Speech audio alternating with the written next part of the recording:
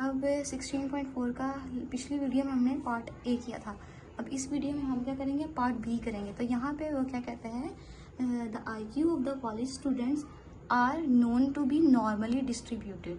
वही normally distributed जो कि उसने ऊपर बात की हुई है विद अ मीन, ये 1.23 हमारा क्या आ जाएगा, म्यू आ जाएगा। ठीक है, नॉर्मली डिस्ट्रीब्यूटेड, जब नॉर्मल डिस्ट्रीब्यूशन होती है तो नॉर्मल डिस्ट्रीब्यूशन का जो होता है हमारे पास मीन वो आता है 1.23।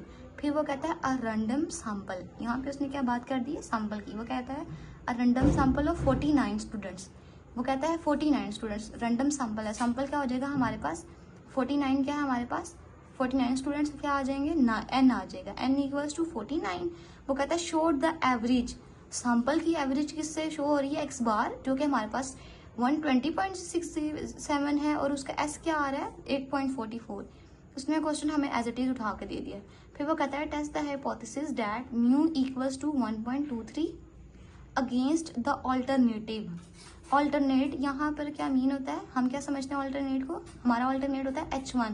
वो कहता है अगेंस्ट द ऑल्टरनेट, H1 के अगेंस्ट है, दैट इज जो कि है लेस। लेस मीन्स हम यहाँ पर क्या करेंगे, लेस का साइन डालेंगे।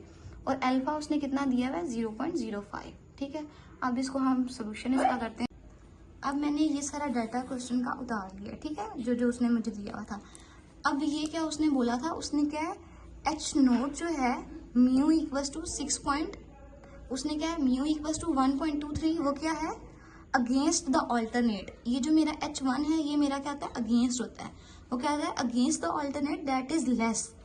मतलब ऑल्टरनेट की बात की ना तो ऑल्टरनेट क्या है H1, तो वो क्या कहता है अगेंस्ट द ऑल्टरनेट, ऑल्टरनेट हमारा क्या है लेस, इसलिए हम यहाँ पर लेस का साइन डालेंगे। ये उसने इक्वेशन दी है जो कि हमने एज इट इज ऐसे ही लिखनी है। नहीं तो अगर उसने ये ना बोला होता ना, अगर उसने सिंपली बोला होता कि उसने ये ना बोला होता कि म्यू हमारा इक्वल है 123 के, अगर उसने बोला होता कि हमारा जो है ऑल्टरनेट है वो लेस, वो जो है वो लेस है, तो हम उसके लेस के अगेंस्ट क्या डालते, ग्रेटर देन। लेकिन यहाँ पर उसने स्टेटमेंट दे दी है इसलिए हम यहाँ पर यही फॉलो करेंगे। तो लेवल ऑफ सिग्निफिकेंस वही मोस्टली हर क्वेश्चन में 0.05 ही यूज होता है। फिर आता है टेस्ट स्टैटिस्टिक्स, वही formula X bar minus mu divide by sigma over under root N. उसी तरह मैं एक्स बार की वैल्यू पुट करूंगी 120.67 माइनस म्यू की वैल्यू पुट करूंगी 123 डिवाइडेड बाय सिग्मा की वैल्यू डालूंगी 8.44 डिवाइडेड बाय अंडर रूट आ जाएगा 49, एन के ऊपर मैं अंडर रूट ले लूंगी। तो इसको जब मैं सॉल्व करूंगी तो मेरे पास आ जाएगा -1.93।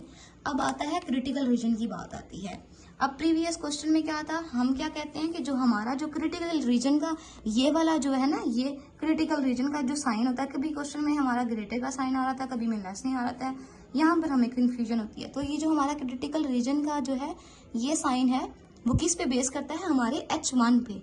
हमारे H1 में जो साइन होगा अगर ग्रेटर का होगा तो हम क्रिटिकल रीजन में ग्रेटर डालेंगे। अब यहाँ पर H1 में लेस का साइन है इसलिए हम क्या करेंगे, क्रिटिकल रीजन में लेस का साइन डाल देंगे। क्योंकि ये लेस का साइन है इसलिए ये वन टेल है।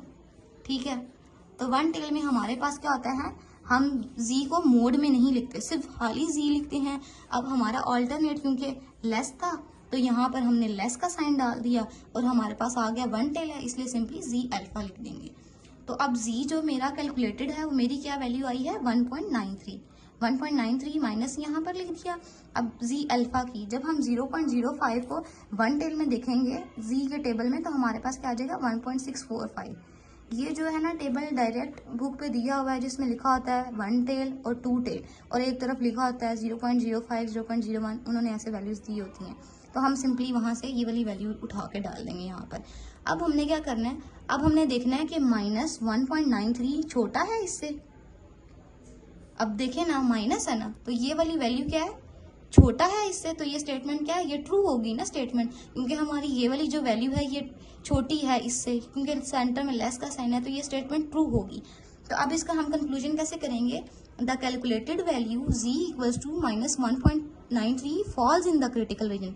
वो क्या कहता है कि क्रिटिकल रीजन के अंदर फॉल करे, क्यों, क्योंकि ये स्टेटमेंट हमारे पास ट्रू हो गया। जब ये स्टेटमेंट हमारे पास ट्रू हो जाएगी तो हम क्या करेंगे, वी रिजेक्ट H नोट, जो हमारा H नोट होगा हम उसको रिजेक्ट कर देंगे और जो हमारा H1 होगा उसको हम एक्सेप्ट कर लेंगे। तो ये हमारा आज का क्वेश्चन था। अब इसी पिछली वीडियोस में आप देख लें, मैंने टू टेल का भी करवा दी है और वन टेल का ग्रेटर के साथ भी करवा दिया और वन टेल का लेस के साथ भी करवा दिया।